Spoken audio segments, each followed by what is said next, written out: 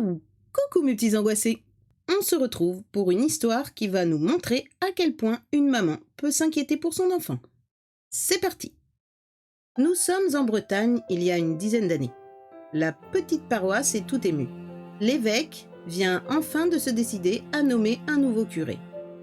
Cela fait au moins 10 ans que les catholiques sont obligés d'aller faire leur dévotion au village voisin, à plus de 10 kilomètres. Les jeunes avec leur voiture, ça va encore, mais les gens âgés, ils sont obligés de compter sur les autres. Le boulanger est plus amer. Autrefois, à chaque fête carillonnée, cela donnait un coup de fouet à mon commerce, avec les gâteaux. Maintenant, les paroissiens achètent tout ça à Glémort. Espérons que la réouverture de l'église, au culte, va redonner du cœur à mon commerce. L'abbé François Le Dantec est breton, mais il vient du sud du Morbihan et ne connaît pas du tout la région. Il est sympathique et on l'a vite adopté. Il s'inquiète des habitants du domaine qui nichent dans la forêt auprès d'un étang un peu inquiétant. « Oh, ce sont les châtelains des jeunes et noirs. Ils ne sont pas très intéressés par la religion. Mais vous aurez l'occasion de les voir à l'occasion du comice agricole. » Un soir d'automne, à la nuit tombée, le village est tout endormi. Les petites ruelles sont noyées de brouillard. Quelqu'un sonne à la porte du presbytère. François Le Dantec va ouvrir et se retrouve face à une dame aux cheveux blancs, élégante, mais sans ostentation. Elle est vêtue d'un tailleur de très bonne qualité et s'appuie sur une fine canne à pommeau d'or. Ses chaussures sont de toute évidence signées d'un très bon faiseur. François Le Dantec se dit « Cette personne est venue jusqu'ici en voiture. Pas une trace de boue sur ses chaussures. Elle n'a pas dû faire 3 pas dans la rue. » Il jette un bref coup d'œil au dehors, mais n'aperçoit pas l'ombre d'un véhicule. D'ailleurs, il n'a pas entendu de moteur. Sans doute cette dame possède-t-elle un chauffeur qui l'attend sur la place de l'église. « Bonsoir, madame. Je suis le nouveau prêtre de la paroisse, l'abbé François Le Dantec. » La dame entre comme en glissant sur le sol. « Oui, je sais. Je suis la marquise du Faré. J'habite au manoir des Jeunes et Noirs. Entrez donc. Asseyez-vous, je vous en prie. Vous voudrez bien excuser l'inconfort de la cure. Mais pour l'instant, je dois me contenter du strict minimum. Les deniers du culte ont mieux à faire que d'améliorer mon mobilier. » La marquise du Faré prend place sur l'unique fauteuil de paille canné. L'abbé s'assied devant elle sur un petit tabouret. « Que puis-je faire pour vous, étant donné l'heure tardive? De quoi s'agit-il ?»« Monsieur l'abbé, je viens vous voir, c'est à cause de mon fils. J'ai un grand service à vous demander. » Le visage de la marquise devient un peu terreux, presque livide. L'abbé, avec un petit sourire, répond « Votre fils? Ah oui, on m'a parlé de lui. Si j'en crois la rumeur publique, il ne faut pas trop compter sur sa visite à l'église. Il serait un peu, disons, indifférent aux choses de la religion. » La marquise ne semble pas entendre cette remarque un peu ironique. « Mon fils est un grand sportif, robuste, taillé en armoire à glace, comme son père. Il a la tête près du bonnet. Je suis inquiète. Il a une nouvelle folie en tête. Vous savez, ces petits appareils volants à moteur. Vous voulez dire les ULMR? ULM, oui, je crois. C'est un sigle ultra léger motorisé. Effectivement, quand je vois ces jeunes gens s'élancer depuis la falaise du Saut du Diable, je les envie un peu. Ce doit être une sensation grisante d'être seul au-dessus des vagues. Ils parviennent même à suivre les mouettes dans leur vol. Mais vous ne connaissez pas mon fils, Jean-Yves. Il ne se contente pas d'utiliser les modèles classiques en suivant les règles. C'est un passionné. Il vient toujours inventer des nouveautés, faire des essais et des acrobaties. J'ai beau lui dire d'être plus raisonnable, rien n'y fait. Il ne veut rien entendre. La marquise semble de plus en plus fatiguée. Elle a du mal à retrouver son souffle. Dans une semaine, Jean-Yves a organisé une réunion de... comment dites-vous? D'ULM. Il mijote quelque chose, un nouveau type d'appareil qu'il a construit en secret dans les dépendances du manoir. Il veut, comme il dit, leur en mettre plein la vue. Je suis venue vous demander d'intervenir pour qu'il renonce à cette démonstration. Son appareil n'est pas au point, il va se tuer. Chère madame, toutes les mères du monde s'inquiètent quand leurs enfants prennent des risques. Bien sûr, ces petites machines volantes semblent à peine capables de soutenir un homme en vol. Mais je crois que vous vous inquiétez à tort. Je suis certain que votre fils est capable de mesurer les risques. La marquise interrompt l'abbé. Non, je sais, je suis certaine que mon fils va se tuer quand il voudra l'essayer. Et elle ponctue sa phrase d'un coup de sa canne sur le sol.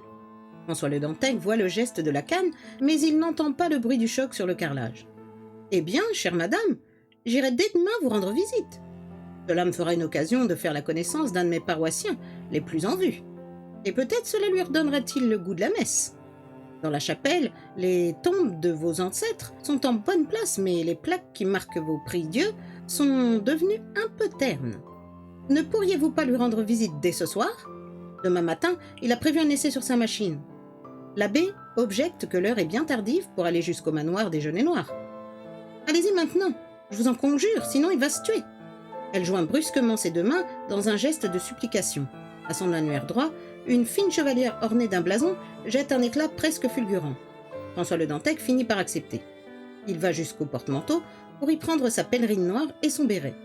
Après tout, la marquise va sans doute lui proposer de l'emmener jusqu'au manoir. Mais quand il se retourne, la marquise a disparu, sans faire le moindre bruit. La porte de la cure est encore entr'ouverte. L'abbé reste un moment interloqué. Eh bien, voilà une dame qui ne manque pas d'autorité. Enfin, maintenant que je suis habillée, allons jusqu'au manoir. Au manoir des Genêts Noirs, c'est une vieille femme en coiffe blanche qui ouvre la porte. L'abbé se présente et demande à voir monsieur Jean-Yves Dufarré. Le voici qui arrive. « Ah, c'est vous le nouveau curton? Ravi de vous connaître. Entrez donc. Que diriez-vous d'un petit verre de chouchen? J'en ai du fameux et ça m'ennuie de boire seul. » Jean-Yves Dufarré a la quarantaine joviale. Il est moustachu, il a un sourire désarmant et l'accueille chaleureusement. Après quelques propos, à bâton rompu, l'abbé François le Dantec se décide à aborder le sujet du sport. « On m'a dit que vous mettiez au point un tout nouveau type d'ULM. C'est bien comme ça qu'on dit. Que vous aviez l'intention d'en faire la démonstration au meeting le dimanche en 8. Et même que, dès demain matin, vous alliez faire une petite sortie depuis la falaise du Saut du Diable. » Jean-Yves Dufarré cesse soudain de rire. Il fronce ses sourcils et semble perplexe. « Non mais dites-moi l'abbé, ça c'est un peu fort. Qui a bien pu vous renseigner? Je travaille sur mon nouvel appareil dans le plus grand secret depuis 3 ans. Personne n'est au courant. Et ce n'est pas Anne, ma vieille gouvernante, qui aurait pu vous en parler. Depuis que je peaufine mon projet, elle ne veut plus entrer dans mon atelier. Elle fait des signes de croix quand elle passe devant la porte. Alors, expliquez-moi un peu comment vous savez que je dois faire une sortie demain matin. Je l'ai décidé il y a à peine 2 heures. Est-ce que vous lisez l'avenir dans vos bénitiers? » L'abbé Le Dantec rit franchement devant cette sortie. « Mon cher monsieur, vous devez bien vous douter, la source de mes informations. C'est votre maman. Elle sort pratiquement de chez moi. Elle m'a tout expliqué et elle a beaucoup insisté pour que je vienne vous voir à cette heure tardive, pour vous dissuader de faire votre essai. Sinon, croyez bien que j'aurais choisi un moment plus convenable pour vous faire une visite protocolaire. » « Comment ça, ma mère? Ce n'est certainement pas ma mère qui est venue vous voir. Pour une raison bien simple, elle est morte il y a 10 ans. Et d'ailleurs, sa tombe est dans l'enclos paroissial. Qu'est-ce que c'est que cette histoire? Écoutez, il y a à peine 1 heure, une femme qui pouvait avoir dans les 65 ans, vêtue d'un tailleur en tweed beige et gris, très élégante, est venue à la cure. Elle marchait en s'appuyant sur une très jolie canne ornée d'un pommeau doré. Peut-être était-ce de l'or d'ailleurs. Jean-Yves Dufarré bondit de son fauteuil. Il court jusqu'au porte-parapluie qui se trouve dans le vestibule. Une canne à pommeau d'or? C'est celle-là? Oui, effectivement. Il me semble bien que c'est celle-là. Il y a 10 ans qu'elle est là, à l'endroit même où ma mère l'a déposée avant de tomber morte dans le vestibule. Quelqu'un a trompé votre bonne foi. Quelqu'un a osé venir vous voir en se faisant passer pour ma mère. Mais je saurais qui c'est. Je sais que mes concurrents sont prêts à tout pour me décourager. Ils ont trop peur de ma réussite. Mais enfin, de là à se faire passer pour ma défunte mère, il manque pas d'air. L'abbé ne sait trop que dire. En tout cas, la personne que j'ai reçue n'avait de toute évidence qu'une idée en tête. Vous protéger. Je revois encore le geste qu'elle a fait en joignant ses mains. Sa chevalière en or s'est mise à briller sous la lampe d'un éclat vraiment très fort. Une chevalière comme celle que vous portez au petit doigt. Justement, cette chevalière, c'est celle de ma défunte mère. Bon, l'abbé, excusez-moi de vous remercier de votre démarche, mais toute cette histoire me tape un peu sur les nerfs. Je ne vous raccompagne pas jusqu'à la grille. Vous n'allez pas vous perdre. Nous nous reverrons à l'occasion. Et merci de votre visite. » Malgré la politesse des propos, le ton de Jean-Yves Dufarré a perdu toute cordialité. Au village, le lendemain, on confirme à l'abbé que la marquise est bien morte il y a 10 ans. La tombe, soigneusement entretenue, est là, dans l'enclos paroissial. L'abbé Le Dantec est en train de la contempler quand on l'appelle. « Monsieur l'abbé, un malheur est arrivé. Le marquis Dufarré, il vient de se tuer en essayant un nouvel engin. Il est bien parti du Saut du Diable, et puis son truc s'est plié en 2. Ceux qui connaissent disent qu'il s'est mis en portefeuille. Il est tombé tout droit, mort sur le coup. »